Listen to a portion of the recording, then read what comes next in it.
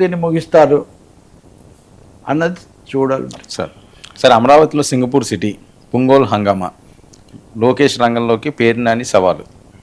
Amaravati hotspot అవుతుంది మరొకసారి. నిర్మాణం పనులు అవి చాలాసార్లు మనం రెగ్యులర్గా ఆ విషయం చర్చిస్తున్నాం. కానీ లోకేష్ సింగపూర్లో పర్యటిస్తున్నారు. ఆయన మోదీ గారిని కలిసిన వెంటనే సింగపూర్ బయలుదేరారు.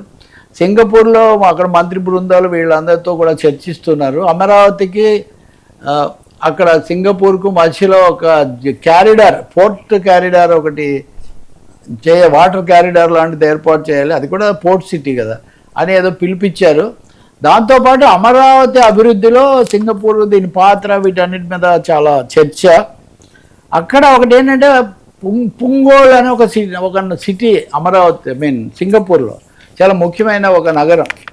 సో అమరావతిలో కూడా పుంగోల్ తరహా నగరం కడతామని అక్కడ ఒక అవగాహనకు వచ్చారని ఈరోజు ఒక పత్రికలో ప్రముఖమైన పతాక శీర్షికలో ప్రకటించారు. సో పుంగోల్ అంతకుముందు మనం కేటీఆర్ ఏమో ఇస్తాన్బుల్ అని లేకపోతే ఇంకోటి అక్కడేమో సింగపూర్ అని ఇట్లాంటివి వింటూ వచ్చేవాళ్ళని. ఇప్పుడు కొత్తగా ఈ పుంగోల్ అనేది ఒకటి సింగపూర్కు చెందిన పుంగోల్ అనేది అమరావతిలో కడతాము అని చెప్పారా మరి సూచించారు తెలియదు. కానీ అది చాలా ప్రముఖంగా ఒకటి వచ్చింది, దానివల్ల చాలా అభివృద్ధి ఉంటుందని. ఇక్కడ గమనించాల్సింది ఏంటంటే అమరావతి జగన్మోహన్ రెడ్డి హయాంలో కేంద్రం నుంచి మాకు మద్దతు లేదని వాళ్ళు ఉపసంహరించుకున్నారు. మళ్ళీ చంద్రబాబు నాయుడు తిరిగి వచ్చాక ఆయన పర్యటించారు, మన మంత్రులు పర్యటించి వచ్చారు, ఇవన్నీ జరిగాయి.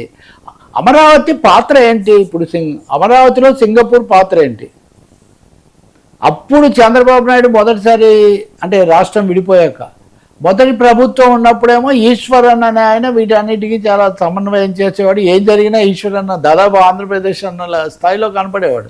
ఇప్పుడు ఆయన తర్వాత అవినీతి ఆరోపణలు, వాటితో పదవి కోల్పోయారు, జైలుకి వెళ్ళారు, ఇవన్నీ కూడా జరిగాయి. మళ్ళీ పునరుద్ధరించారా? ఏమేమి ఒప్పందాలు ఉన్నాయి? అమరావతి ఏం చేస్తుంది?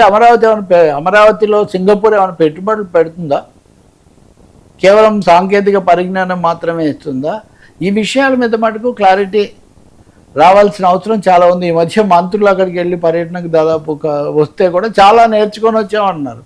అవేమో మామూలుగా మనం ఎప్పుడు వినే విషయాలే, అసాధారణంగా ఏంటో మనకు తెలియదు. కానీ అమరావతి సింగపూర్ అన్నప్పుడు ఒక విషయం మటుకు గుర్తించాలి, సింగపూర్ చాలా నీతివంతమైన దేశం అని చంద్రబాబు గారు చెప్తుంటారు. కానీ బిజినెస్ పరంగా సింగపూర్ నీతివంతమైన దేశం కాదు.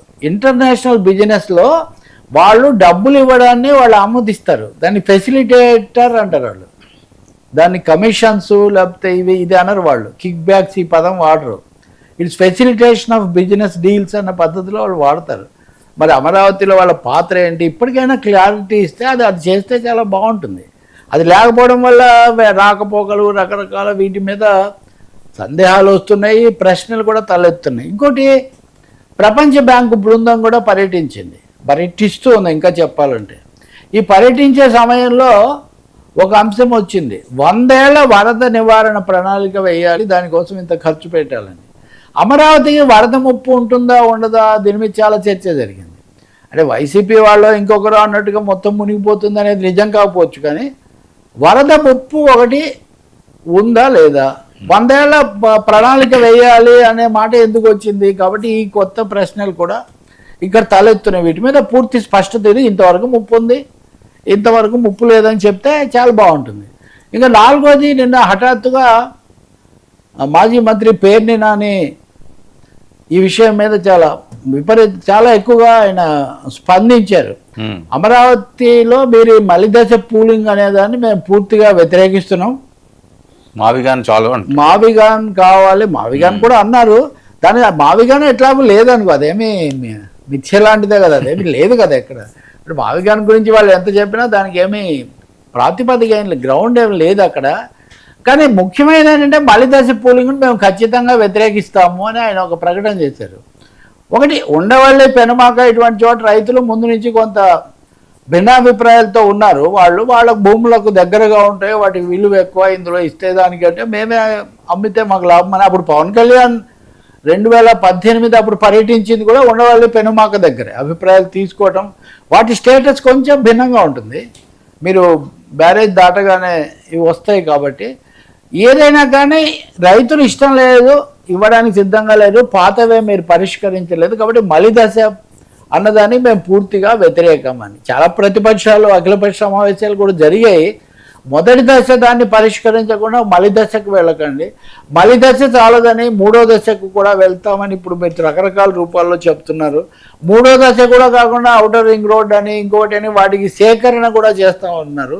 దాంతో భూమి చాలా వరకు ఇలా అయిపోతుంటే పరిష్కారం ఏమి కావట్లేదు. గ్రామ కంఠాల సమస్యలు, లంక భూముల సమస్యలు, అజైన్ భూముల సమస్యలు, రిటర్నబుల్ ప్లాట్స్కి సంబంధించినవి. అందుకని దీన్ని మీరు పరిష్కారం చేయాలి, మేమైతే వ్యతిరేకిస్తామని చాలా స్పష్టంగా మా ప్రభుత్వం మళ్ళీ వచ్చేగానే ఇవన్నీ కూడా మేము ఇచ్చేస్తాము ఈ పద్ధతిలో ఆయన చాలా వివరమైన ప్రకటన. ఇంకోటేమో మీరు జగన్మోహన్ రెడ్డిది తాడేపల్లి ప్యాలెస్ అని ఇంత ఎగతాళి చేశారు.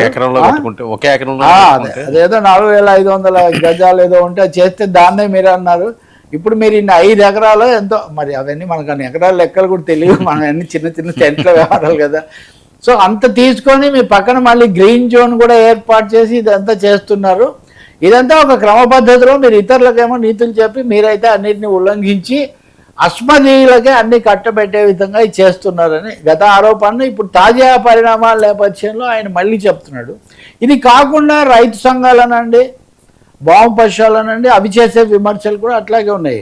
ఇవన్నీ చూసిన తర్వాత ఒకటి అనిపిస్తుంది వర్మ, ప్రపంచ బ్యాంకుకే అన్ని వివరాలు చెప్తున్నారు కదా, రాష్ట్ర ప్రజలకు రాష్ట్రంలో ప్రతిపక్షాలకు చెప్తే ఏమైంది?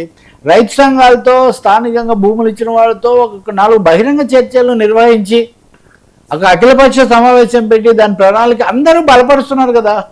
వైసీపీ తప్ప ఏ ఒక్కరూ మావిగాను అనడం లేదు కదా. అటువంటిప్పుడు ఎందుకు అందరినీ విశ్వాసంలోకి తీసుకొని రాష్ట్ర ప్రభుత్వము అందరితో ఒక అఖిలపక్ష సమావేశం జరపకూడదు? జరిపి అమరావతికి అనుకూలమైన ఒక వాతావరణం ఇంకా పెంచితే అది మంచిదే కదా.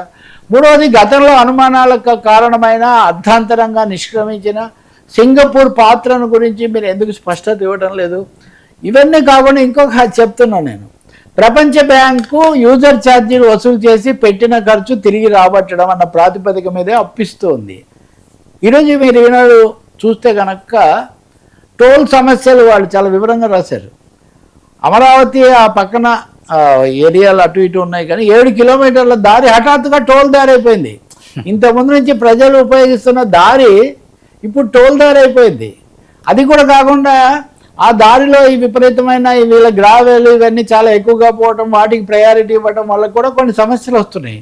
సో అక్కడ చుట్టుపక్కల ప్రజలకు సంబంధించిన ఈ అంశాలు చాలా వస్తున్నాయి. వీటి మీద సమగ్రమైన చర్చ లేకుండా నారాయణ గారు ఎప్పుడు ఏదో చెప్పడము, మనలాంటి వాళ్ళు ఏదో మాట్లాడటము, లేకపోతే అధికారులు హఠాత్తుగా వచ్చి చెప్పడం, దానివల్ల ఆమె లక్ష్మీపాదసారథి కూడా నిన్న కూడా ఆమె మాట్లాడుతూ ఉన్నారు. లేబర్ క్యాంపుల్లో భద్రతా ఏర్పాట్లు, ప్రమాణాలు పాటించడం, ఇట్లాంటివన్నీ కూడా. సో చాలా మల్టిపుల్ ఇష్యూస్ వస్తున్నాయి, వాటిని చేయాల్సి ఉంటుంది. మరోవైపున మనం చూస్తే చంద్రబాబు నాయుడు గారు నిన్న సిఐఐ సమావేశంలో మాట్లాడుతూ ఇన్ని పెట్టుబడులు వస్తున్నాయి, ఇట్లా వస్తున్నాయంటే అమరావతిలో కూడా మీరు అందరూ వచ్చి బాగా పెట్టుబడులు పెట్టాలని ఆయన పిలుస్తూ సిఐఐ అన్నది ఆధునిక అభివృద్ధి కేంద్రం లాంటిది అమరావతిలో పెడుతున్నారు, ఇది చాలా సంతోషం అని చెప్పారు. పరిశ్రమలు, పెట్టుబడులు ఒక కోణం, ప్రజలు, రైతులు, స్థానికంగా ఇది అనేది ఇంకొక కోణం. వీటన్నిటినీ ఒక సమన్వయం చేయాల్సిన అవసరం చాలా ఎక్కువగా ఉంది. సార్, జనసేన టీడీపీలో